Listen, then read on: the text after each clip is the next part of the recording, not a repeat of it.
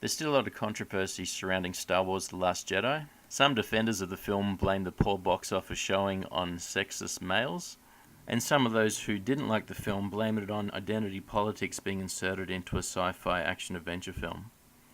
I'm going to examine whether or not there's any evidence for either of those points of view. So is there any actual evidence that Lucasfilm purposely pushed a political agenda and tried to pander The Last Jedi towards a female audience? And if so, how well did this work? How big was the difference between the female audience for The Last Jedi as opposed to the female audience for The Force Awakens? There are many articles and tweets out there about what's going on, but this one here has been retweeted by Ryan Johnson, so it's a good one to have a little look at because it obviously resonated with him. He says that he hasn't read it yet, but he just read the title, and the title is Weaponizing the Haters, The Last Jedi and the Strategic Politicization of Pop Culture Through Social Media Manipulation. The abstraction states, the results of the study show that among those who addressed The Last Jedi director Ryan Johnson directly on Twitter to express their dissatisfaction, more than half are bots, trolls, sock puppets, or political activists using the debate to propagate political messages supporting extreme right-wing causes and the discrimination of gender, race, or sexuality. A number of these users appear to be Russian trolls.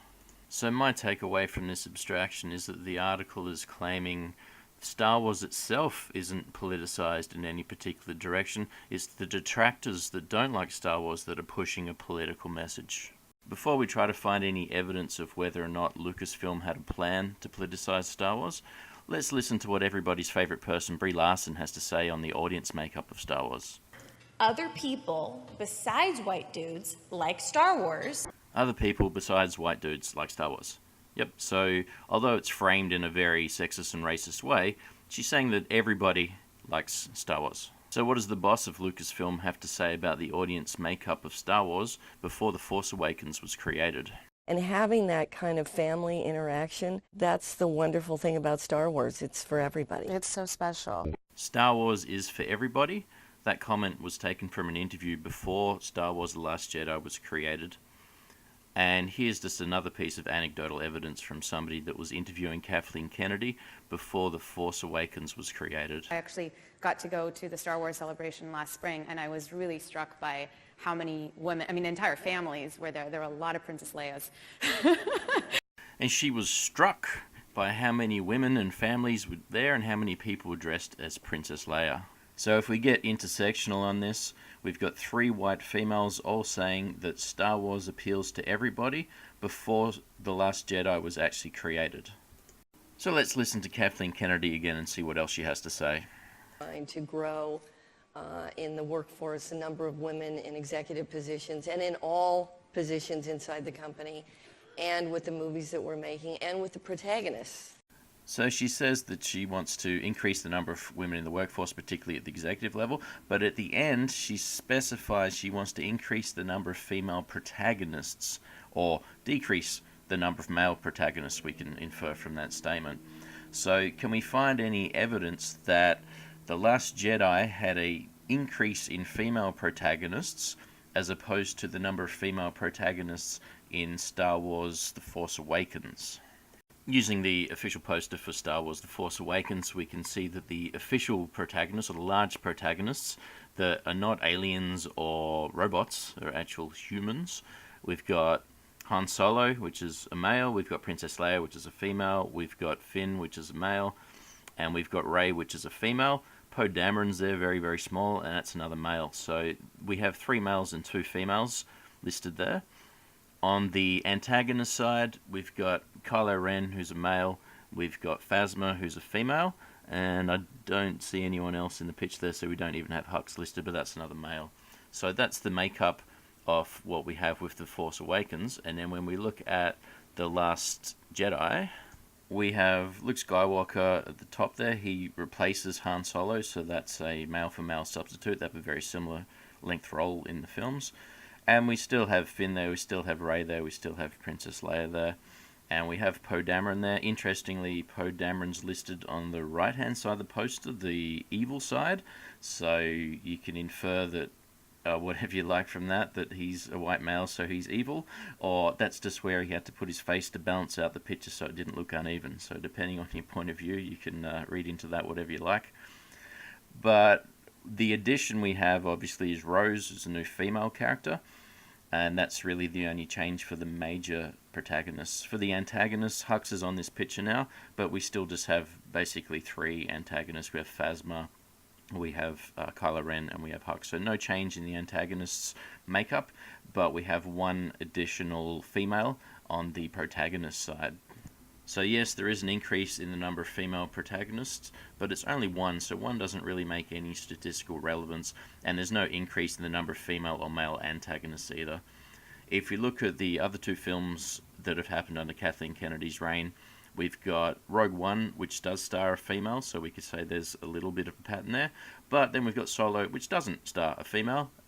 If it did, if Han Solo was cast as a female, I guess we could take that as definitive proof that there was definitely a intersectional politicization of the cast. But no, it wasn't. So 1 extra person, Rose, doesn't really form any kind of evidence. So let's see what else we can look at in the remaining part of the cast to see, was that stacked one way or another? Were males removed en masse? Were females injected en masse? Was there no difference at all?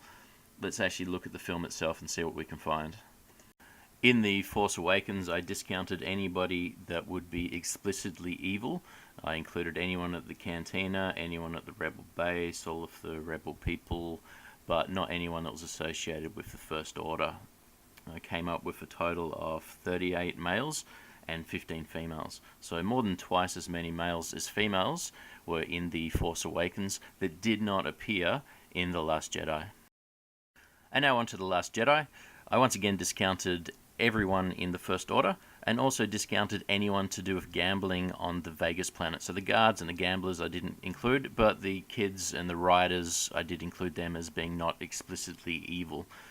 And I came up with a total of 34 females and 47 males. So there are not more females than males in Star Wars The Last Jedi, but there is a drastic increase in the ratio. So again, the numbers from The Force Awakens, it was 38 males, now there's 47 males, so there is a total increase, but the females went from 15 to 34, so the number of females in the film more than doubled from what was in the previous Star Wars film.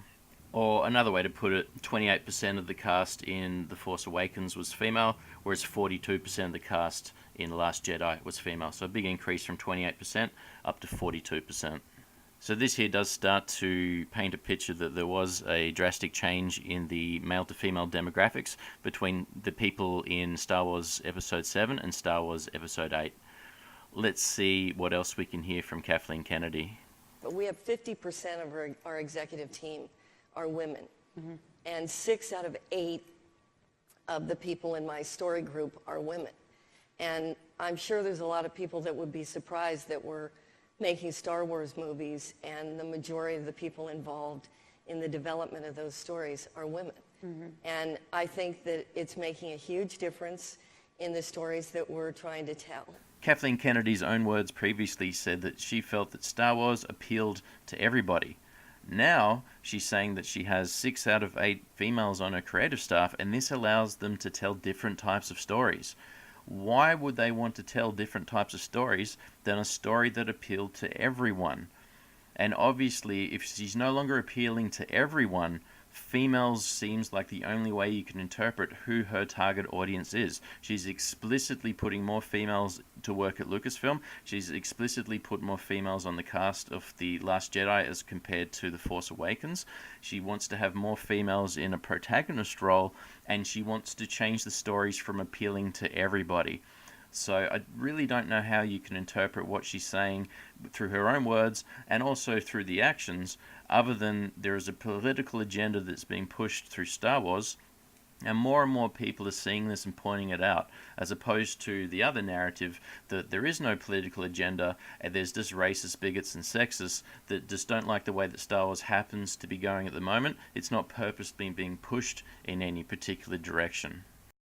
Let's take a look at the supporting cast differences once again between The Force Awakens and The Last Jedi. I've went through and grabbed all of the people that said more than just a line So these people are slightly more than extras. And I've come up with 5 males and 1 female from The Force Awakens. So heavily male dominated in the people that got to be slightly more in the film. You can see in the top left corner we've got the portly gentleman that J.J. Abrams likes putting in a lot of his things. We've got the Asian guy that confronted Han Solo. We've got underneath him to the left the old guy from the start that had quite a few lines. Next to him on the right we've got the Scottish guy that confronted Han Solo. And to the right of him we've got the Asian guy that J.J. Abrams likes also putting in some of his films. The only female that seemed to have anything more than a slight line was the doctor that tended to Chewbacca. She was in it for a little while, had a few sentences to say. And here are the more prominent characters from The Last Jedi. Benicio del Toro's character is not explicitly a protagonist. He does turn bad at the end, but he does help out the protagonist, so I have included him here as a male quote-unquote good guy. Other than him, there are a few males that explode and scream or maybe have one line here or there, and one of them eats some dirt and says salt, but that's it. That's all there is for any kind of supporting role. We've got 5 females. We've got the purple-haired lady that everyone will be familiar with. She has quite a large role. It's not just a few lines. Underneath her, we have the fighter pilot. She basically takes the place of the portly gentleman as being a fighter pilot, says more lines than the rest of them. We've got Rose, who has a very, very large role. We've got the large-nosed lady. She has a fair few number of lines in it and plays a small but prominent role. And underneath that, we have the blonde lady who is in the first film, or I should say the 7th film, but she doesn't have any lines in that film, whereas she has quite a few lines in this one here. So you can see there's a very large reversal in this part. We've went from about 5 male characters and 1 female that did a little bit of something in the 7th film, whereas here in the 8th film we've got 1 male and 5 females, and of the 5 females there's 2 of them that have a very prominent new role in the film. So it seems like a very explicit reversal of far more females being dominated in it, and although the total number of females including the extras is not quite where the males are, this here shows where there is a female dominance in the cast, and it also explains why a lot of people felt that there were a lot more females in the film than males. It's because these roles were filled by females, not so much the entire total number of females, but just these slightly more prominent roles. Let's hear more from Kathleen Kennedy. Between Lucasfilm and Disney, we were all looking at this situation and saying, no, with Star Wars we have to change this. We have to make sure that we create products that are, in a sense, appealing to both boys and girls. What's wrong with that? What's wrong with appealing to both boys and girls? There's nothing wrong with appealing to both boys and girls. Star Wars appealed to everybody, according to Kathleen Kennedy, but she wants to change things to make sure it appeals to both boys and girls. I mean, the only way you can interpret it, once again, is that she wants to appeal to more girls than boys. And we can see what that did at the box office. There was a drastic reduction in the money. It was about $300 million difference. That's what happens when Kathleen Kennedy hires females to write new Star Wars stories that appeal to quote-unquote everybody. So if we're satisfied that Star Wars did undergo a change in direction and are pandering towards a more female audience for Star Wars The Last Jedi, we can go back and try to answer the very first question posed in this video. Did pandering increase the female audience? The Motion Picture Association of America says that 58% of all ticket purchases were by males for Star Wars The Force Awakens. So let's see how much this drastically reduced due to all of the pandering towards females for Star Wars The Last Jedi. So all of that effort, all of the changes in demographics, hiring lots of women, changing the direction of Star Wars, and you managed to slightly decrease the percentage of females that were interested in seeing Last Jedi. So everybody hates The Last Jedi. The whole narrative that it's sexist white men that hated The Last Jedi. No, everyone hates it, and women hate it a little bit more than men. Good work, Kathleen Kennedy. Here's to 3 more years. Thanks for watching. I'll catch you next time.